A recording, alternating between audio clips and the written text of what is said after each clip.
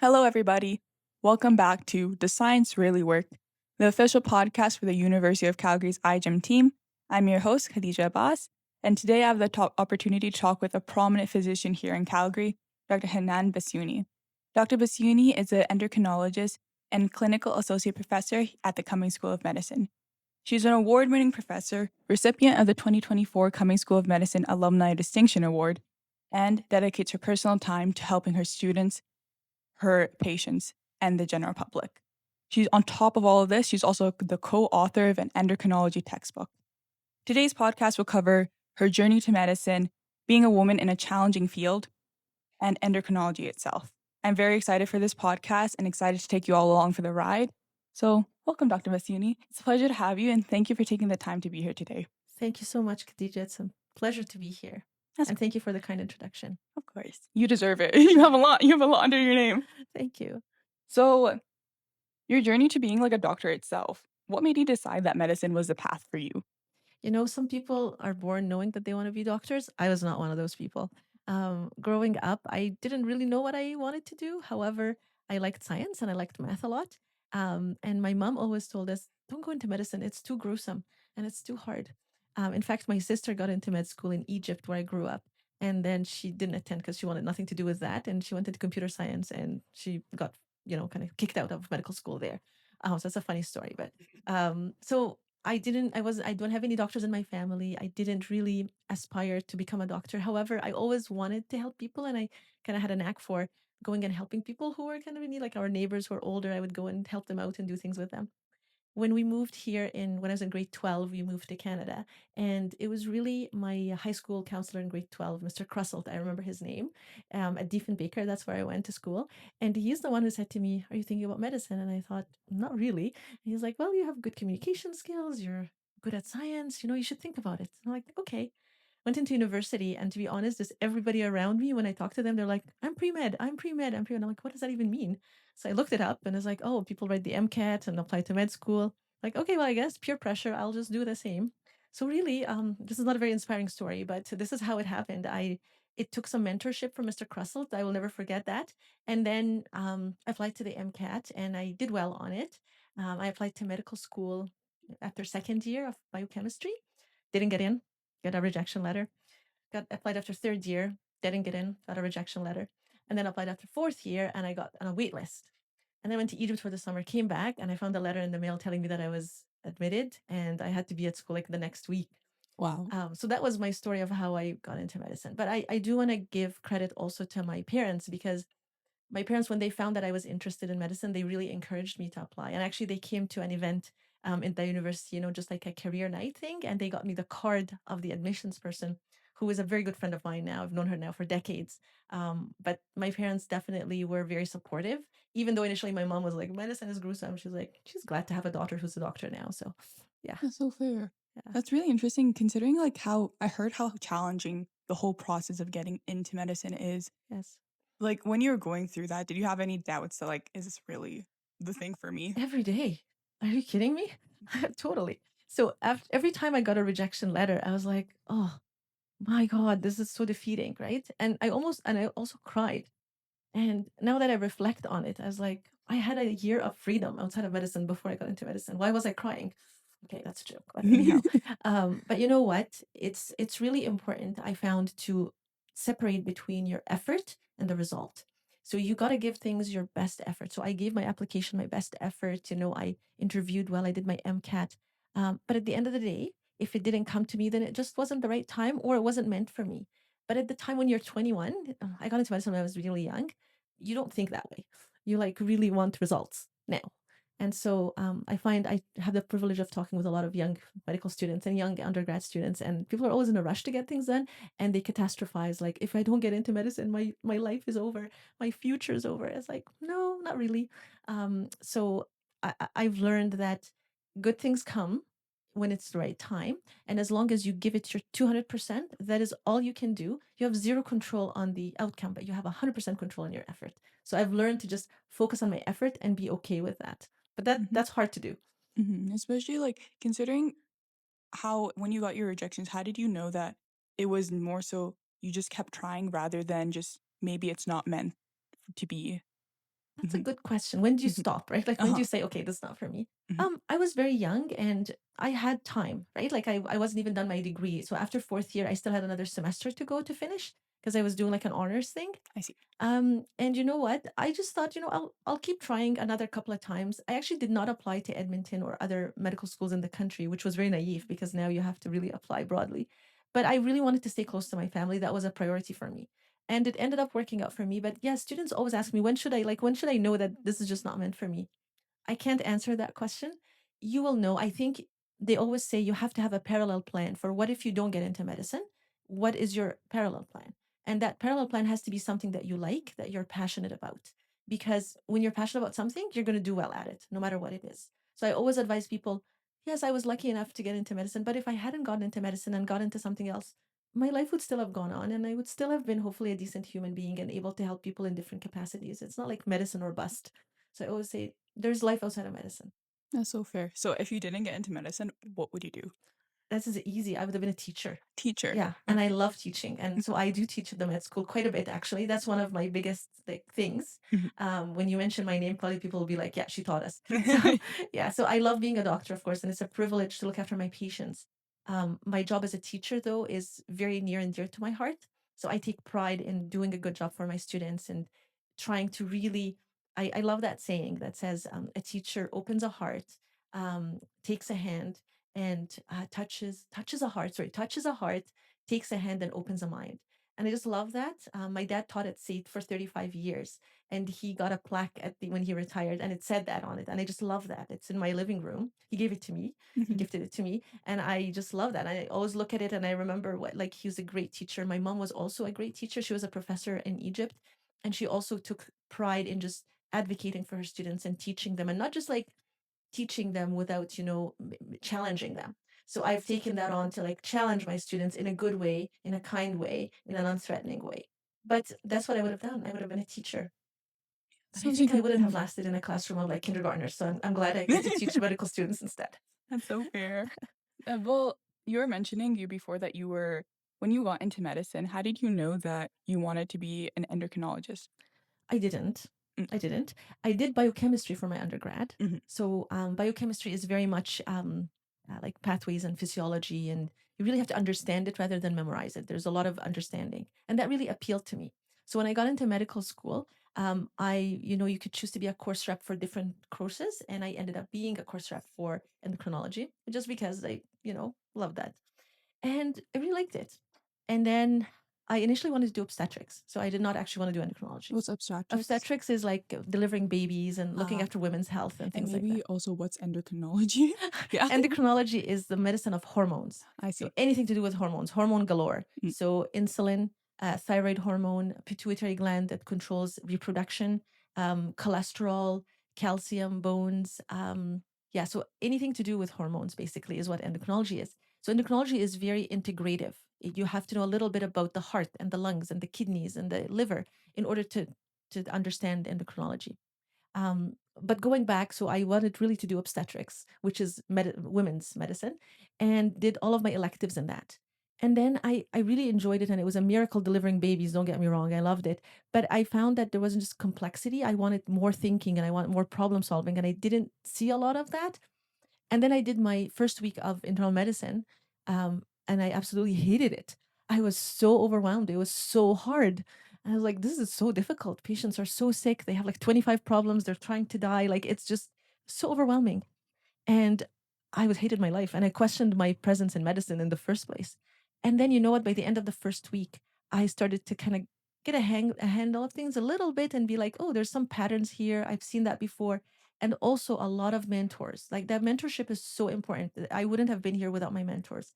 And they saw something in me and they said, you'd be good at this. I'm like, really? I think I suck at this. They're like, you're just starting. This is overwhelming for all of us. Like, you're doing good. So just keep at it. I'm like, okay. And then the next week, things are a little bit better. And the next week, things are a little bit better. By the end of my 8 weeks, I've started to love it. It's like, oh my God, what is happening here? So I didn't always know I wanted to do internal medicine, but it was a very logical thing for me because I'm a problem solver. I like complexity. And then after you do that, and I applied to internal medicine, I fortunately, thank God, got into my first choice, which was Calgary, because I wanted to stay close to my family. Even though I applied across the country, Khadija and I applied to McGill as my number two choice. I thought if I'm going away, I'm just going to have an adventure. I don't even speak French. I was like, thank God I didn't have to go to McGill. But anyhow, and then after that, you get a second match. So you have to now choose your subspecialty. So I applied to nephrology and endocrinology. What's Because nephrology? nephrology is kidney medicine. And I really love the kidneys, and they're very complex and they are very cool. They do a ton of things. They're just sitting there putting out pee, but they're very, very complicated. And at the end of the day, the thing that made me choose endocrine over nephrology was actually work-life balance. In endocrinology, you are better able to have like an outpatient based practice. You are present for your family. Whereas in nephrology, you can still do that, but it's harder because you're doing a lot of inpatient. Anything that's inpatient based is going to be busier because the hospital is unpredictable. People get sick, they crash, they code, things get crazy. So I'm really glad. I have no regrets choosing endocrinology. It's been very gratifying. Mhm. And I can tell you more about it. We would see patients anywhere from the age of 18 to 118 Wow. and males, females, all genders. We see fertility, we see diabetes, we see thyroid disease, we see pituitary disease, calcium abnormalities, bone stuff, cholesterol, metabolic syndrome, polycystic ovarian syndrome. So we see a variety. So it's never boring. You walk into your clinic and you're like, I don't know what I'm going to see today, and it's exciting. So I love endocrinology. I didn't fall into endocrinology, but it was a very logical place for me, and I'm so glad that I found it.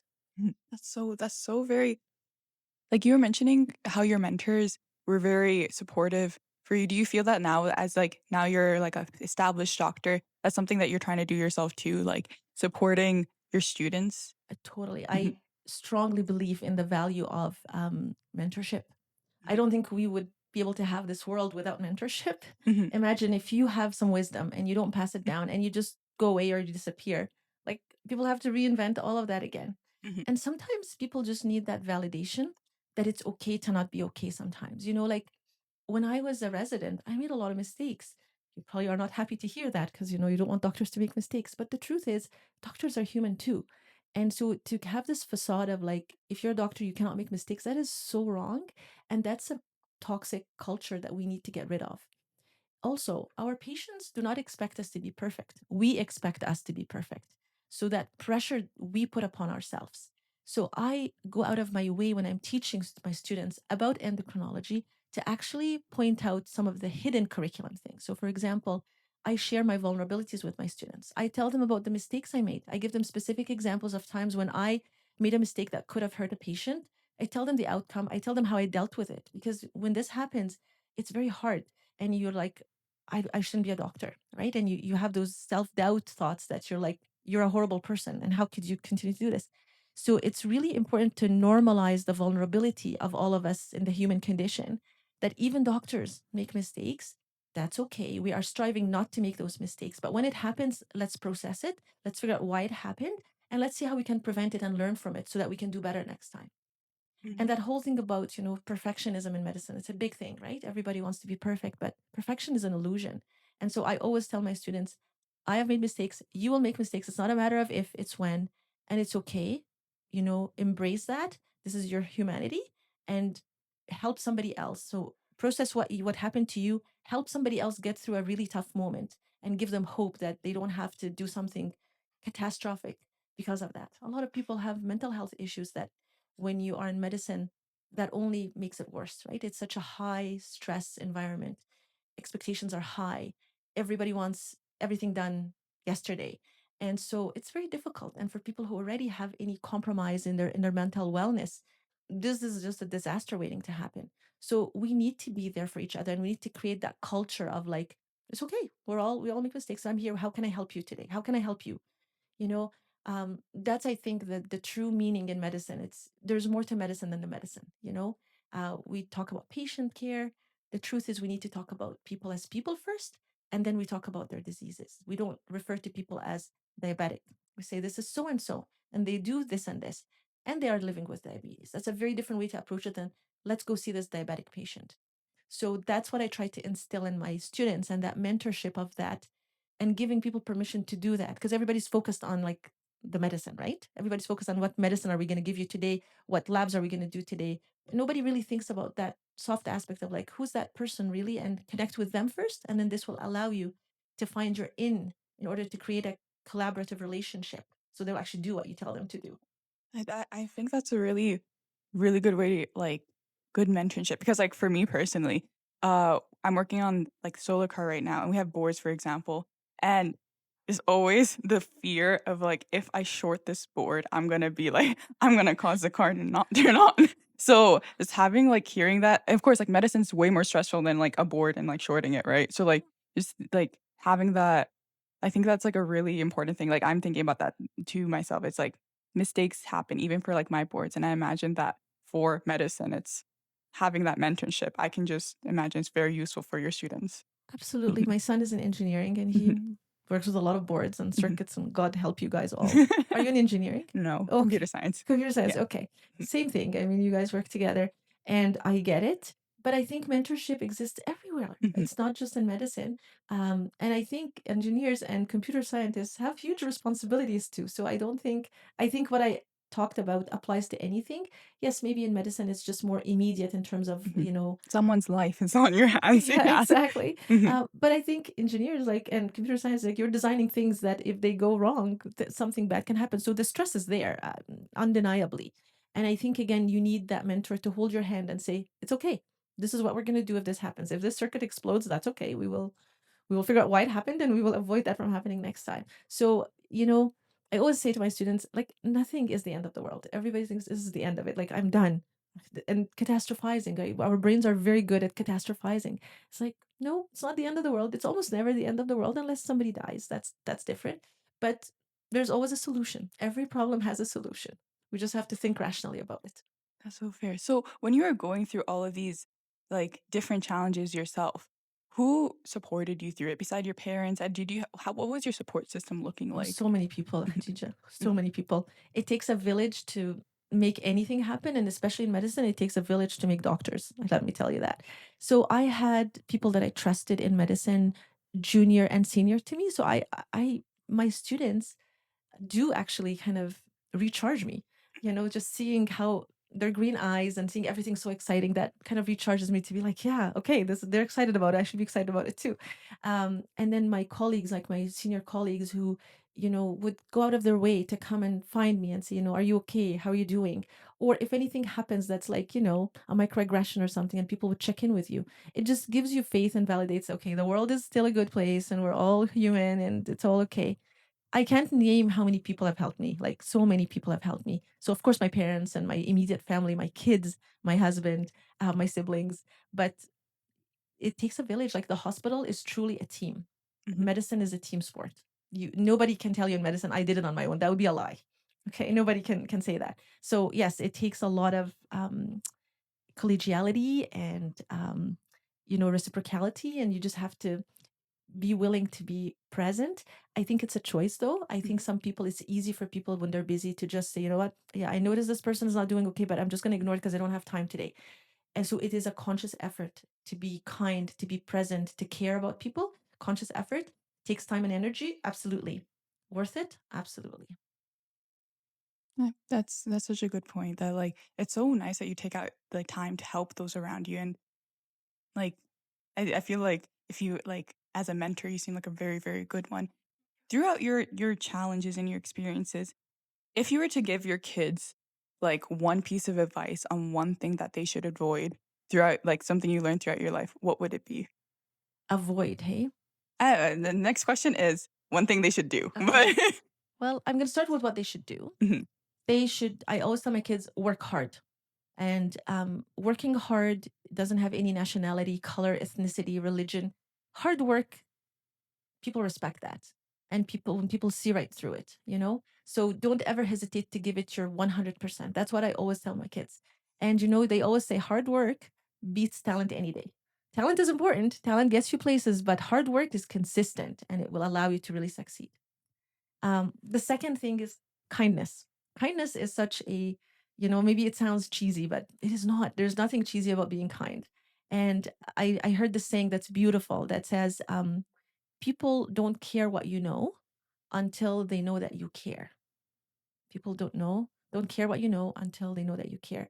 And that is so true. So, for example, when I'm teaching my students at the beginning of the course, I have a 3 month course at the medical school that I used to teach. And at the beginning of the course, people don't know me. I'm a stranger to them. So I tell them, I care about you and I want to do all these things. And people are like, thank you. That's kind that you're saying that, but they don't really get it. And then as the course goes on and we really get into the meat of it, and I do some check-ins and I'm like sending emails and I'm like checking in on people, and in small groups, people are panicking and I'm like, it's going to be okay. And showing people that I truly care about them as individuals, as a class, but also as an individual. And then they start to come to you and then they start to seek you out. And that's when you know that, okay, you've connected with that person. So the reason I say that is because it doesn't, you can't form trust easily or quickly. This is something that comes with time. So be kind so that you can earn people's trust. And when you earn people's trust, you earn relational capital with them. Relational capital is such a huge thing. That means that you have this relationship with somebody, they know who you are, so that even if, let's say, some situation comes up that is negative or questionable, people know who you are, right? Like they have this relational capital with you. So they are going to be coming to you and asking what happened rather than just assuming the worst of you. So I tell my kids, be kind, be caring, be genuine about it, don't fake it. And then you earn people's trust and then you get that relational capital and then good things happen. I know firsthand because like when you email me, like your emails are so polite and kind, and I always think like, oh my god, like such a big doctor, she's talking so kindly to me, you know, Thank you. I'm not a big doctor, but thank you for saying that. bigger than I'm like just a what regular I doctor. am. So Thank you, Khadija. No, I tell my like kids, when is it the right time to be kind? Always. You don't have to think about it. And when you're kind and you're like, okay, I think I did well. I'm very kind. Do a little bit more. Be a little bit kinder. You can never hit the ceiling when it comes to kindness. So I really mean that. I don't just say it. I mean it. And then the third thing, other than hard work and being kind, is trying to be your best. And you'll notice I said trying to be your best, not the best. Mhm. Trying to be the best is almost impossible. It's not achievable. And if you achieve that, it's very hard to stay there because there's always going to be somebody who's better than you. But being your best is attainable. So, what I mean is, I'm not the best doctor, I'm not the best endocrinologist, I'm not the best mother, but I'm the best mom, endocrinologist, daughter, teacher that I can be. And there's a big difference. So if I do my best, then I know, again, remember the separation between what you do and what the result is. So was I like, did I get everything right? Raising my kids? No, probably. I made some mistakes, but my kids are very forgiving, fortunately. Did I do everything right as a doctor? No, I made some mistakes, but my patients are very gracious and forgive me. So again, if I try my best and I own up to it and I communicate about it, that's what I owe myself and what I owe people around me. But to be the best, that is just setting yourself up to like be miserable all your life, because patience and contentment are two gifts that with time and age you get that. You initially you're like want everything and you're never happy. You're like, no, I have to do more. And you hear all your friends doing things like, I have to do more, they're doing this, I'm not doing enough. That imposter syndrome, that toxic thing. And I was like, now I'm like, yeah, well, they're doing that very well, I'm doing something else well, so I'm okay with being me. But it takes some time too. Mhm. So those are the three things that I emphasize to my kids. Okay, so now the second part of your question is, what do I tell them not to do? What I tell my kids not to do is, don't be arrogant, don't be cocky. If you make a mistake, own up to it. Don't lie. People forgive a lot of things. People forgive, if you make a mistake, because that's human. But what people don't forgive is when you're dismissive, arrogant, cocky. Humility goes a long way. So I tell my kids, do whatever, but please don't lie, and don't, be dismissive to people around you.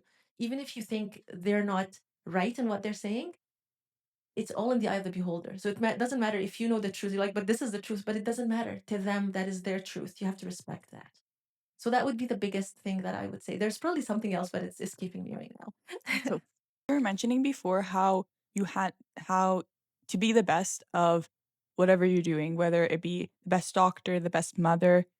I assume as a woman, you have a lot more responsibilities just being a mom itself or like a wife. How do you handle all of that on top of such a challenging career as a doctor? That is a very good question, a very tough one. And the truth is, I know everybody's like, how do you do it all? It's like, I don't do it all. So the truth is, it's a juggle at the best of times. And anybody who tells you otherwise is lying. Um, you know, you have to delegate things, you have to prioritize things. It's a constant game of that. There's also a lot of guilt. So when I'm at the hospital, I'm so guilty that I'm not at home. And when I'm at home, I'm guilty about not being at the hospital. So don't think it's easy. It is not easy. It is very challenging to stay on top of things. The way I look at it, Khadija, is imagine a stove with 4 burners. You can't have all 4 burners going all the time at full capacity. That's just not possible. So instead, some weeks when I'm on call, I have to give more time to my clinical stuff. And then other weeks when I'm post call or, have a lighter clinical load, then I'm doing more domestic things or something like that. Now, of course, there's day to day things that have to happen every day that you just kind of have to do every day. But at the same time, it's a facade to think that you can just keep everything going at the same rate all the time. Not possible. I had the privilege of teaching a lot of students, and one of them is Haley Wickenheiser. Do you know Haley Wickenheiser? Haley Wickenheiser is one of the Olympics and the Canada hockey team. Wow. And she's an Olympian, and she's now she works in Toronto. So she was one of my students. She finished a few years ago, and she's now a family doctor and does emergency as well in Toronto. And she also happens to work, of course, with the hockey team there. But Haley and I were talking about this, and we were talking about how everybody just thinks, oh, they do it all. When about Haley, like she does it all. She's a mom, she's a hockey player, she's an Olympian, and she's a doctor. And she's like, the truth is, and I'm not going to swear on this podcast, don't worry, but nobody is able to do it all. And a lot of people make it look like they do, but they don't. So when you're sitting in a room full of people, there's almost certainly going to be somebody who's having pain. And I don't mean physical pain. I'm talking about like mental or emotional pain. You just don't know about it, doesn't mean it's not happening, but it's there. Everybody is going through something, okay? They don't have to make it obvious. It doesn't have to be a catastrophe, but they're going through something. And, it is so easy to assume things about people. And I am answering your question in a roundabout way to say that I can't tell you that I do it all and just like every day get up and like, I'm going to do it all again today. No, not at all. So, like I said, it's a juggle at the best of times. You do your best to focus on the things that are important that day. I wake up in the morning and I say, okay, what absolutely has to get done today? For example, the podcast today was kind of important. So I had to get that done today. There's a lot of other things that I parked because they're not important and I can't do them. Does that mean that I'm get everything on my list done today? No, but I'm going to get the important things and then tomorrow is another day. So that goes for working with my students, working with my patients, being a mom, being a wife. I look after my parents. For example, I prepare their meals. That's a priority. I can't leave them without food. So that's going to be a must do that day that they're waiting for me to do that. So time is very elastic. Yeah. Even though we all have 24 hours, time is elastic. You use your 24 hours in whatever way you think. For example, if you wake up this morning like I have a tight schedule, but then you find a flood in your basement, all of a sudden you're going to have to fix that. You can't just park that. So that's what I mean by time is elastic. You're going to have to move something else. And all of a sudden you actually created 3 hours that you didn't think you had to take care of this, right? So that's what I'm saying is you have to go in with a good attitude of being flexible and understanding that perfection is an illusion. You're not going to be able to do it all, but you're going to do your best to do what's important. And delegation and prioritization are key skills to do that. I assume also that because even that you're mentioning, there's so many responsibilities of that you have on your shoulders besides doctors. There's being a mom, and you have so much on your plate, right? How do you with your support system? How do you split up the tasks? How did you for example with your spouse? How do you say it and how does that scenario work? Yeah, choosing a good spouse is important because that's kind of a critical determinant of your trajectory in life. You have to connect with somebody who you share the same values that are important to you. If you have somebody who doesn't do anything and doesn't help you, that's going to be very challenging. I think it took me a while to even recognize that because I wanted to do everything. I wanted to be a full-time mom and wife and daughter and doctor. And you quickly realize that that's impossible. And when people told me that, I was like, yeah, but that's not going to happen to me, right? Everybody thinks that. Even when I see my students nowadays and I tell them something, I'm like, yeah, they're thinking in their head, that's not going to happen to me. I'm going to be the one exception that can do that. I see it so often and I'm like, in my head, I'm like, you're going to find out that that's the case. But you know what? Even to clean my house, it took me 10 years to hire somebody to come and help me clean my house. I didn't, which is crazy. Don't recommend that. Please hire somebody to clean your toilets. You do not have to do that. You have to spend time with your kids. That's a way better time to spend your time. So I think being in a place where you can actually allow yourself, you give yourself permission to lean on people around you. That is so important. So now I am like, yeah, I can't do this. Can you do that? And I work it out with my husband, even on the spot sometimes. With my kids now, my kids are older. My kids, I have 4 boys, and they're very close in age. My oldest was 6 when my youngest was born. So I don't even remember those days. They were just a haze of like, like I don't know what happened. And then now my kids are older, and my older 2 kids actually help me. Like they drive, so they can actually go to my parents and they can help with that. They can run errands for me. They can do things. They're actually now people who can give back. And that is fantastic, both for them as humans to be giving, but also to help me out.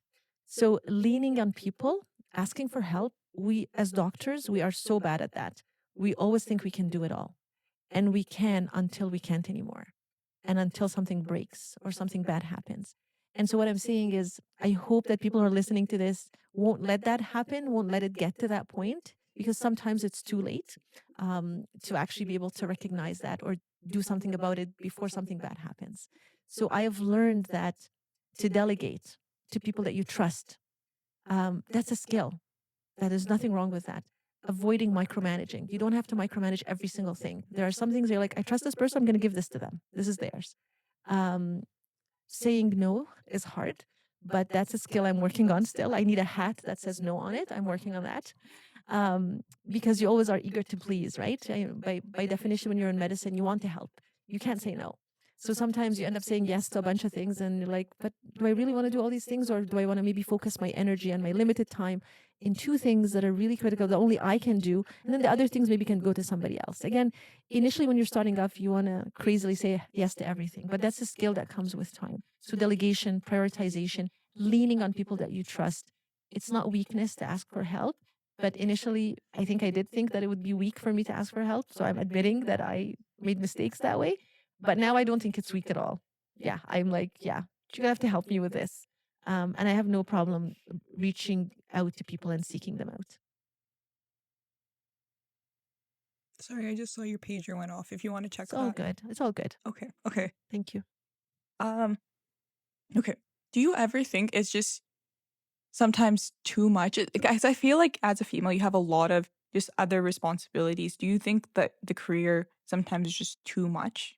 Given you like as a female, you have you've got to be a mother, you've got to be a wife. Did you ever just feel like, even after like delegation, that maybe this is just too much? Many moments I have thoughts of like, my life would have been so much simpler if I didn't go into medicine. And maybe I just pursued the career in biochemistry and became a scientist in a lab somewhere. My life would be so much simpler.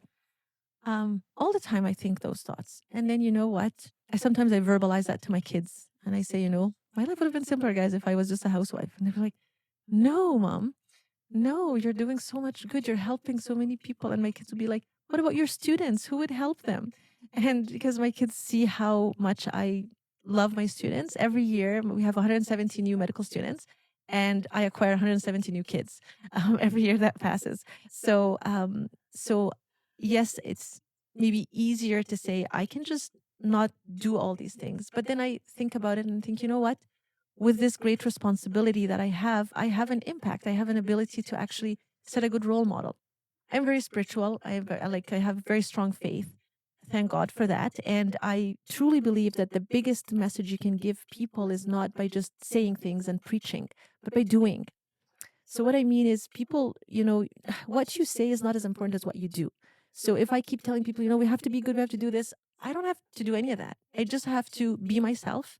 I have to take my students through that really difficult course. That's the hardest course in medical school because it's physiology and endocrinology and nephrology, very hard stuff. And do it in a way that's kind, care about them, set a good example. And guess what? People see that.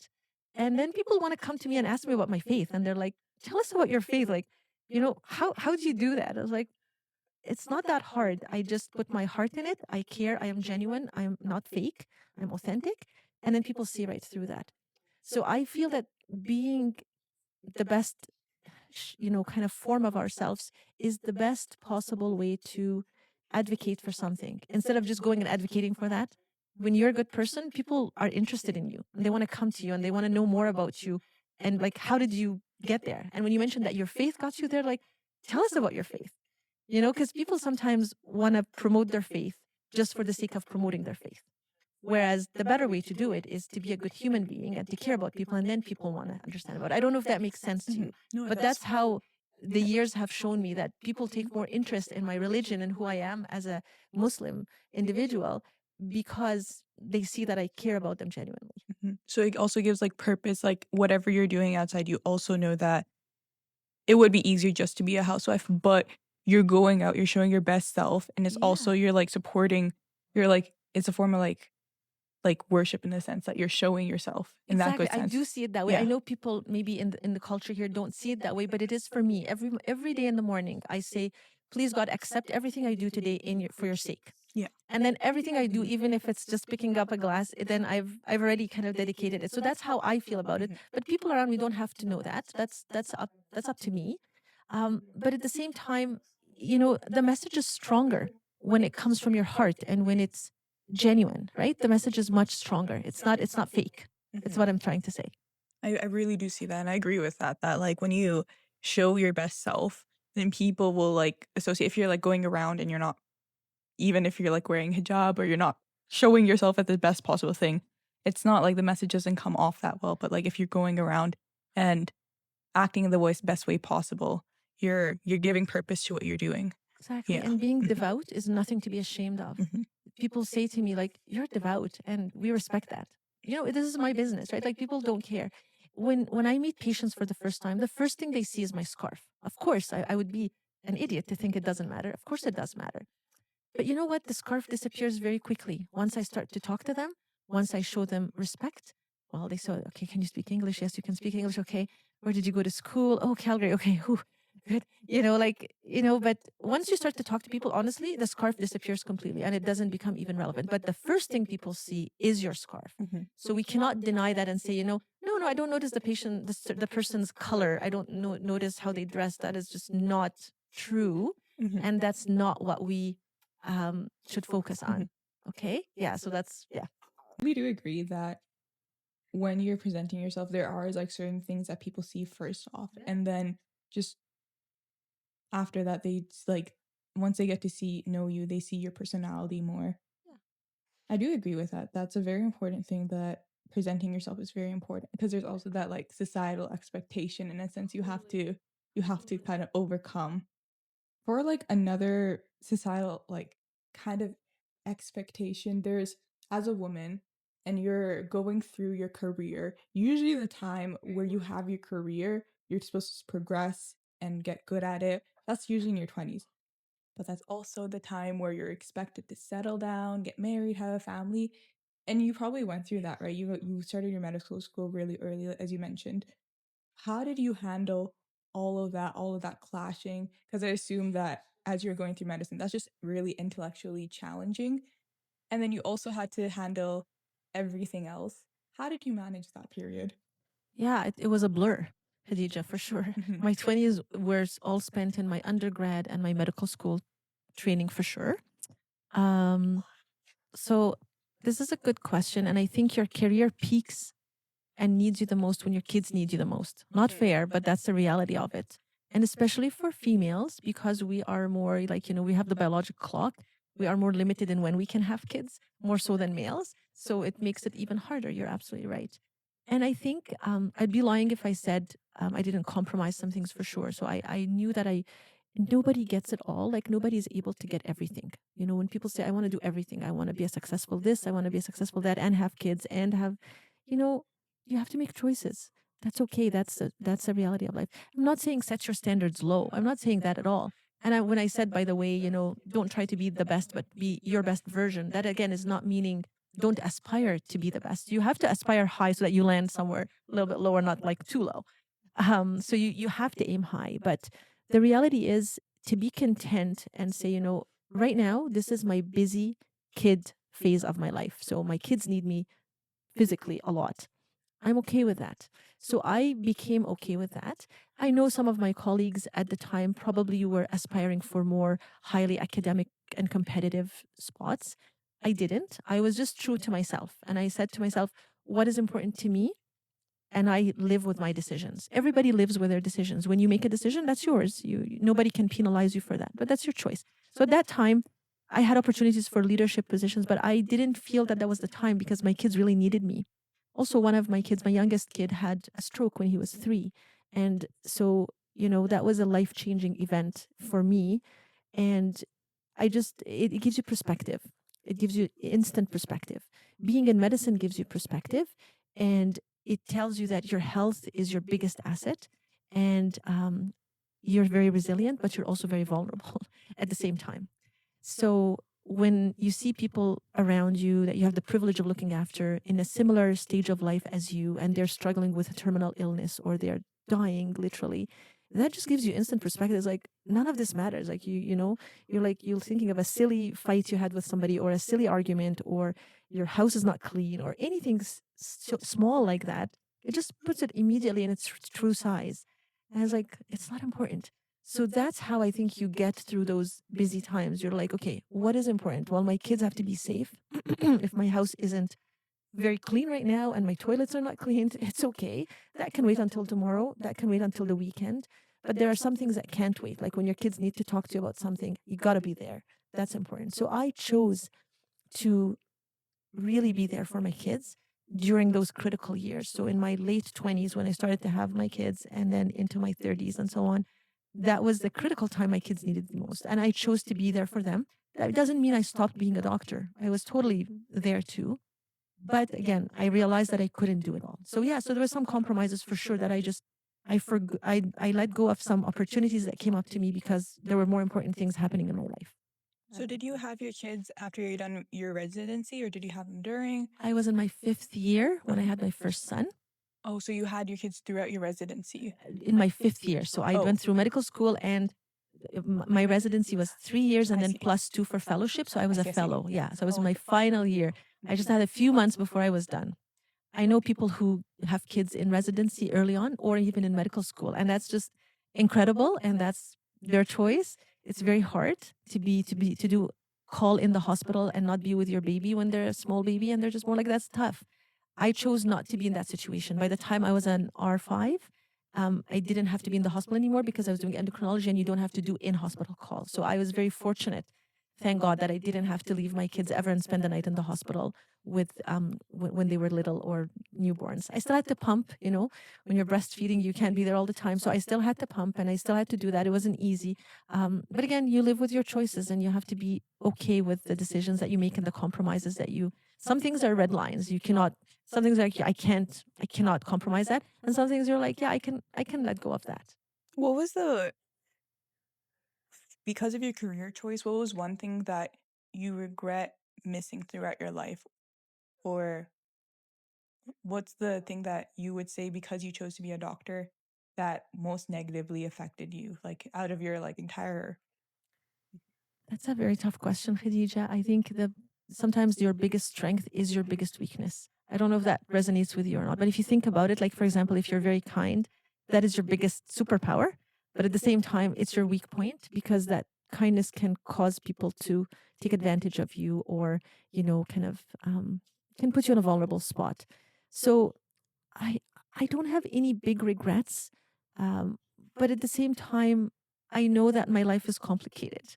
I own up to that. Like I know that it is, but would I change it? No, no. God puts us here for a reason, and we are here to help each other. Like I truly do believe that. And so if I'm in a position where I'm in a doctor situation that I can actually help people, why would I say no? Like why would I decline that? So even when I have people reach out to me through community or and people need help with something, a lot of my colleagues I know will just like, this is a hard no. And maybe that will make their lives more predictable and more organized, and they'll have more time and they'll be more sane. But, I just can't find it in my heart to do that. And that's, again, that is a me problem. That is a my choice. I'm not saying that everybody should do that. So I don't know if that makes sense or not, but I don't have any big regrets. That I can think of that I would say I would change that. If I said no more, that would be something that I could, say I just could say no more. But I think I said no enough to get me through what I needed to do for my kids and to be there for them. And my kids now, I hope they don't resent me. They love me. They're proud of me. They take every opportunity to, like when I have any celebrations or anything, they come, they're always there with me. My kids are always there. They're at the forefront of that. They are my partners. They're gonna be watching this podcast. Yeah, They will be Yeah, watching okay. this podcast. Yeah, they are my pillars. Like truly, I have my 4 boys. God bless them, and they are my 4 pillars. So I have no regrets. I'm happy. I'm a very content person. It's very easy to please me. So I will say that I'm very content. I don't have any regrets. So you're talking about how the role of a female is there's a lot more that a female has to do, especially in a challenging workplace. How does all this stress affect a female's health specifically? Like, how does it affect the hormones, fertility, general mood? You're an endocrinologist. Do you mind enlightening me? Sure. Yeah, we're not living in silos, right? Like our body reacts to our internal environment, our external environment. So of course it's all related. It's all connected. Yes, stress is not good for us, especially if it's chronic stress. Like if you have an exam and your body is stressed about it, that's the good stress that your adrenaline is high, your cortisol is high, and then you go in and you rock that exam and you get 100% and you ace it, and that's a good stress. The bad stress is the one that's there all the time because you're just constantly threatened by something. For example, people have housing insecurity, or they have food insecurity, or they're just being emotionally abused or physically abused, or something horrible is going on in people's lives. That's the bad stress that we don't want, right? And that leads to cortisol levels being high all the time, adrenaline being high all the time. And that's not healthy. That puts a strain on your heart and on your organs in many ways, predisposes you to metabolic syndrome, which means diabetes and high blood pressure and cholesterol problems. It also puts you at risk for things like cancer because your immune system is constantly kind of like, on the alert, on the go, and you need times of like calm and quiet in between to settle your immune system and so on. So yeah, it's bad for us in general, both any gender. It doesn't have to be females, but in the female side of things, in particular, since you asked that, it can lead in some people to like irregular periods or fertility issues, just because your body is not calm. It doesn't affect everybody equally though. So some people are more predisposed to it than others. So there's some genetic factors. It's very complicated. The human body is a very complicated thing. Some people have genes that are protective. Some people have genes that are not protective, that are actually harmful. And then some people, you can put them in the middle of fire and they're still having regular periods and nothing is phasing them out, even though they feel stressed. And others, a little bit of stress will tip them over. So there is no way to predict exactly what will happen. It's a very individualized thing. But we know in general that just stress is not good. And to counteract that, you need to find your happy place, be in the zone for whatever, whether it's meditation, whether it's spirituality, whether it's exercise, probably all of these things. There's not one right answer. There's probably many little things. And then eating right and, having your antioxidants, making sure you have your superfoods. I go and volunteer at my kids' school, and when they were little, and I would go and put up a picture of like a colored heart. And like, what are the colored foods? And like Skittles. And like, no, it's not Skittles that we're looking for here, or M&Ms. We are looking for like beets and peppers and apples and berries and things like that. Exactly. And yeah. So anyways, so I think life happens. Life is hard. There's going to be many challenges, both physically and emotionally. But yeah, especially for females, I think some people are very prone to it. Some people are not. It's an individualized thing. So how do you determine if you're stressed? Because sometimes I feel that it's just a hustle and bustle in life, and you don't really know when you're overworking in a sense. How do you know if you've been stressed for too long? What are like the symptoms?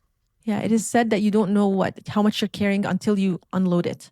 So sometimes you need to take like a day where you just go on a hike or do something, and then you feel it and you're like, oh, I feel so much better, right? I think having physical exams and things like that, like looking after yourself and seeing your doctor on a regular basis is important, because there are things that are silent diseases, like diabetes is one of them, and blood pressure. Silent killers. Those are silent diseases that can be there for years and people don't know about it until something catastrophic happens, like a stroke or a heart attack or something like that.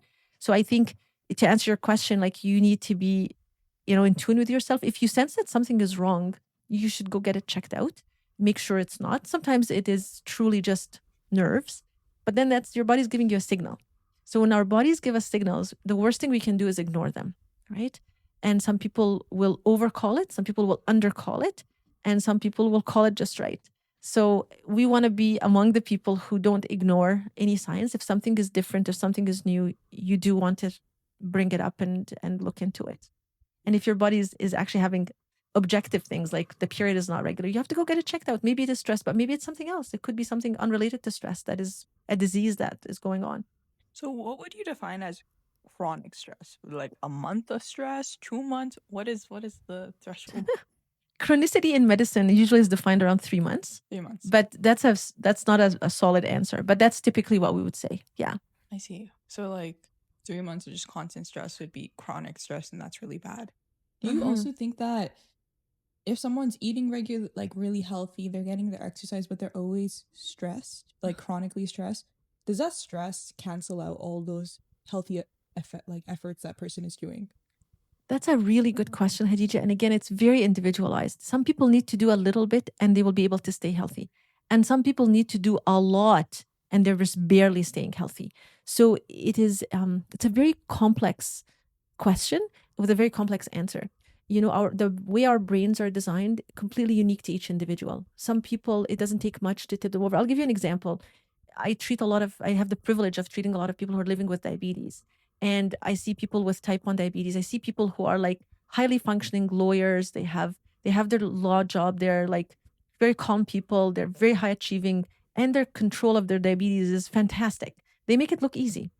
And then you see somebody who is, unable to secure a job.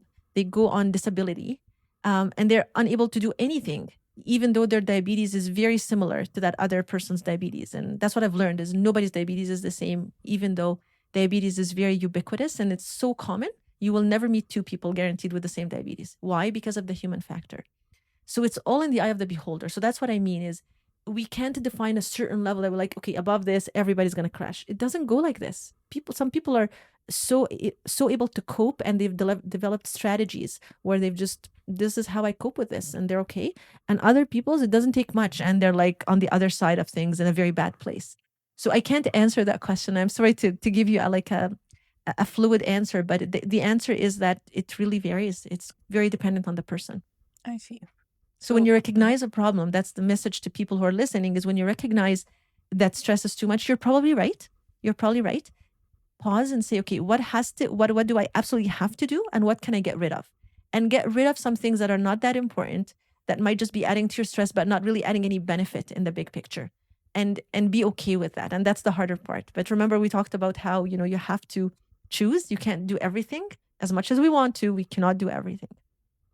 That's a really important point, especially there's so many things that we can do, and it's always just that stress is always there. So learning to prioritize. In general, can you tell me that if I assume as a doctor you had to do night shifts, right? Is that just working during the night? Does that negatively affect someone's health, or is it what's that like? Good question. They've done studies on this, and they found that when a doctor has been up all night looking after patients and haven't gotten sleep, they're actually as bad in their clinical judgment and their physical ability to coordinate as somebody who's drunk. So the answer is yes. Yeah. Wow. And that's why when I was a resident, we had a 28-hour rule that after, so if you're on call for 24 hours, you had to be there. So 8 is when we start. So at noon, you had to go home because that's the 28-hour rule. They have now made it 26 hours. Still not great, but better than 28. But I remember driving home after call and falling asleep behind. That was terrible. I'm sorry to admit this, but it has happened to me. And so now we also have systems where you can Uber home and they'll pay for you. Don't drive after you've been don't drink and drive. Don't be on call and drive because you might not be awake. So yes, when you're on call and those night shifts, they're hard. And you're not just up all night, doing mundane things like sorting things or folding laundry. You are making decisions and you are resuscitating people. You are doing CPR on people. You are truly dealing with life and death situations. So even though you're physically drained, you're also emotionally very drained. Medicine is very emotionally and mentally hard because you see death and you see very hard things to see. If you to see a trauma and it just sticks with you in your head and you can't shake it off. And you always wonder, what happened to that person and how are they doing? And you can't resist, but you want to go check on them and things like that. So yes, it does. Medicine is it's a huge privilege to be in medicine. It is also very challenging and costly on us as individuals. And I think we always think of, patients having mental health issues, but the truth is doctors are at very high risk for mental health issues. Actually, higher risk probably. We have an occupational risk, if you will. It is an occupational risk to be in medicine from a mental health perspective. Rates of suicide are the highest, unfortunately, in medicine, which is very sad to admit, but it's true. And we have to talk about it and we have to find ways to change that. So when you went through all these stressful scenarios, like patients that are like on the verge of death, how did you manage that? What was your coping mechanism? In the moment, I had to be completely present and I had to be there and I had to do what I could do to save them, right? Mm-hmm. Afterwards, so important to debrief. It is so important to debrief. So you have to sit down as a team and talk about something if it didn't go well, or if it did, like just talk about a difficult situation. Having somebody who's a go-to person for you. So for me, there was a few people that I felt comfortable going to when things didn't go well, and you have to have those people. They can be your colleagues, like some of them were my classmates, but some of them are also more senior with more experience, and being able to talk about these things and say, how did that make me feel? And next time this happens, how am I going to deal with this? You know, you can have PTSD from seeing things that are terrible in medicine. It's a thing, like you can. I can imagine that's Yeah. like a lot of stressful, just even someone's on the verge of death. That's a very stressful scenario. Exactly. And that's why, remember when I said it takes a village? It totally does take a village also to get through those years of seeing death and having conversations with people who are, unfortunately, you're breaking bad news, like, and you're telling them things that they don't want to hear. And that's not easy, That does sound very, very difficult. but it's very worthwhile. Yeah, you make such a positive impact on those around you. Yeah, Mm-hmm. hopefully. Absolutely. Mhm. That's the whole goal. And nobody does anything perfectly, but you try your best again and you try to do it in a way that's kind, understanding, empathetic, and middle ground for that person. So speaking about just endocrinology as a whole, we were talking about diabetes earlier. Is there any other endocrinology disease that just the general public should regularly screen for besides diabetes? High blood pressure? High blood pressure. Yeah, absolutely. Because that is a silent, you will have no symptoms and you will be walking around with a high blood pressure. And it damages kidneys and other organs, and it causes strokes and heart disease and things like that. So definitely that. When should someone start screening for high blood pressure? That is a good question. So if you have any symptoms or if you're not feeling well, then anytime, it doesn't matter. Even kids can get high blood pressure. It's not very common, but it can. But when you're an adult, probably after the age of 40 is when they start to do that. But if you have an annual physical, with the annual physical exam, you should get a blood pressure checked every year, no matter how old you are. But you go out of your way intentionally after the age of 40 because that increases the risk. I see. Other conditions that people should be screened for, like on a routine basis, you mean? From a hormonal perspective, I think those are the big two: is diabetes and high blood pressure and cholesterol issues. Those would be the three things. Thyroid disease is way over investigated, so everybody's like, "Oh, I'm constipated, I'm cold, I'm sad, I have thyroid disease." It's like, yeah, majority of people don't. So I don't want to say that everybody should be screened for thyroid disease because that would be like not necessarily the truth. But I think if you feel unwell, then that warrants to look for, for specific things like thyroid disease. I see. So, as for endocrinology, could you let me know what's the craziest thing you've learned in this field? Oh, that's a tough question. The craziest thing I have learned. The most unexpected fact, the most coolest thing that you've seen or you've learned about. I've seen so many cool things, but what is like one of the craziest things? Well, I think the history of endocrinology is kind of crazy. A lot of the times how they found things was like nuts. Like, for example, they figured out that, there was something about dogs that when you remove their testicles, all of a sudden their behavior changes, things like that. Okay. So a neurologist who had nothing to do with endocrinology, but he was just fascinated with this. And he went and he took testicles from dogs and he crunched them up. And I know this sounds really weird. And that was long before ethics and all that stuff. And he, distilled out what was in there and he injected into himself. What? And he found, I know, and he found that he was more sexually capable at that time. And then they started to think, oh, there must be something in there. And then there was another doctor who also dabbled into endocrinology. He was not an endocrinologist. And he believed that when you tie the left testicle off in a person, then they will be able to have like boys rather than girls. he did not pass the endocrinology exam, let's just say. But it's just funny how to get to where we are today, so many crazy things had to happen. Like for diabetes, for example, people tasted horse's pee in order to realize that there's sugar in the pee, and that's what diabetes is. Like crazy stories. So I think the history of how endocrinological disorders were recognized is just absolutely like mind-boggling when you think about ethics and boundaries. Things. But honestly, I think that the most profound, amazing thing about endocrinology is how it really we have an ability to have an impact acutely on patients and long term.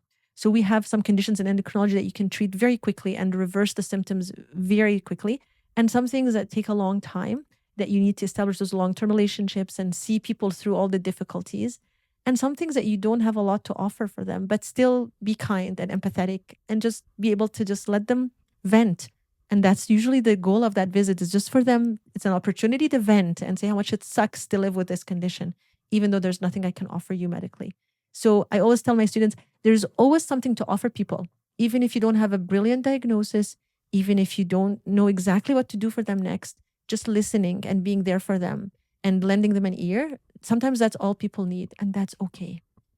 You know, you hear about people like, I did the Heimlich maneuver in public, and I was on the front page of a journal. Like, that's not going to be every day in medicine, right? And every day in medicine, you're going to be doing little miracles by just listening to people. There's nothing wrong with that.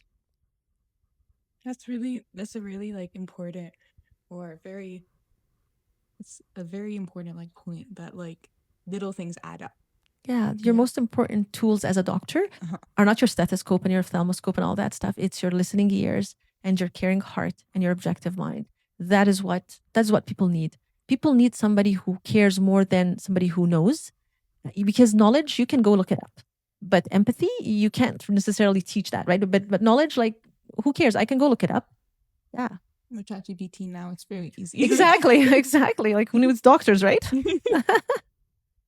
So the next section is fun questions. Okay. I'm going to do rapid fire. Okay. And I want to know your thoughts on these. Okay. If you could solve one global problem with your work, what would it be? Diabetes. Yeah. What's a question people should ask you more often but don't? Give me some tips. What should I have asked you? Ask me about just don't make judgments about me. I think people sometimes just assume certain things because I wear a scarf and because I, dress a certain way. So I wish people didn't make assumptions about me, and I wish people took a chance to talk to me first and really get to know me first before they make a judgment about me. But that's not exactly what you asked me. You asked me. That's a good point. Okay. Like, okay.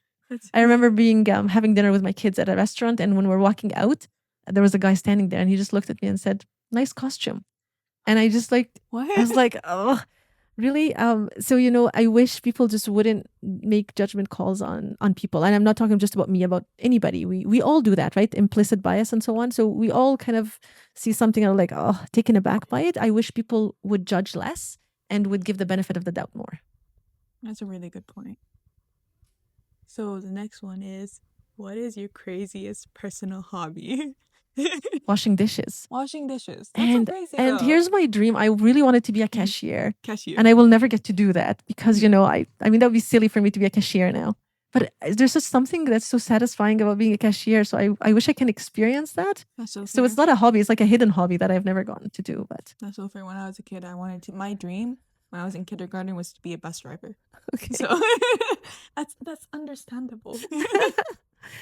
So what is one failure that ended up being a gift in disguise? One failure that ended up being a gift in disguise. Okay. Well, I think when I didn't get into med school, and when I came here, like it felt like it wasn't a win. To be honest with you, when we moved here and I was in grade 12, I felt very betrayed. I was like, I always wanted to stay in Egypt. I never wanted to go anywhere. I always hear about people leaving. I'd be like, I'm never going to be one of those people who leaves, And so to me, that seemed really tough. And we asked our parents, it was 3 of us, like, we're going to come back next year. Like, yeah, we're just going for 1 year. Well, that's not exactly what happened. But it was so crushing when I came here in grade 12. High school is brutal, hey? Oh my God. Like people were taking pictures of me in the corridors and like weird things. I was eating lunch in a bathroom stall because, yeah. So people can be very mean. And that was, I kind of interpreted it at the time as a failure. Like I thought I'm doing something wrong. People don't like me. I must be doing something wrong. And so as crushing as that year was, as rewarding as the rest of it has been.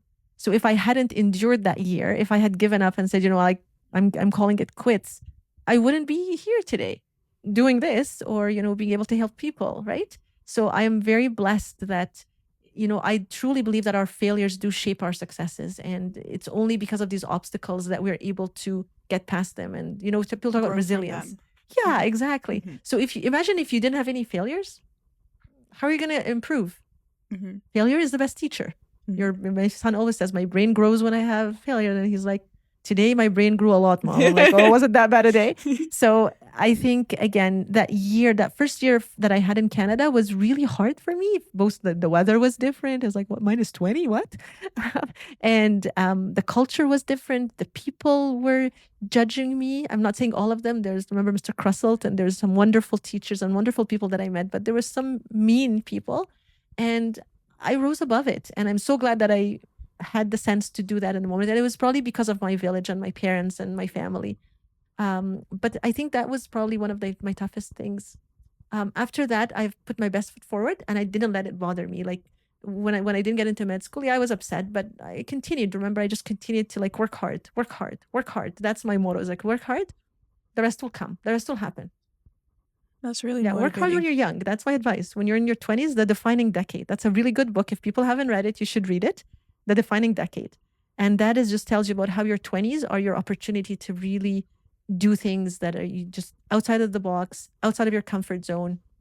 Do it before you start to have kids and get, kind of that's so fair. A little bit weighed down by that. This is a period where chronic stress is expected. Yes, but you still can do fun things to kind of, make it unload. Yeah. You still can do fun things, but yeah, this is your youth is a gift, and it's a time that is unique and it will not come back again. So make the most of it. 3 a.m. working till 3 a.m. type of thing. You need your sleep. Remember, you're going to be like you're drunk if you don't. But that's so fair. Balance. It's all about moderation. I think that's a good way to look at it.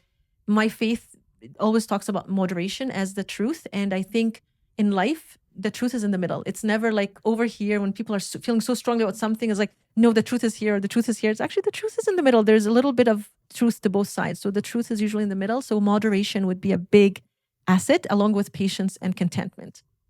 Yeah, that's a really good way to manage everything. Yeah.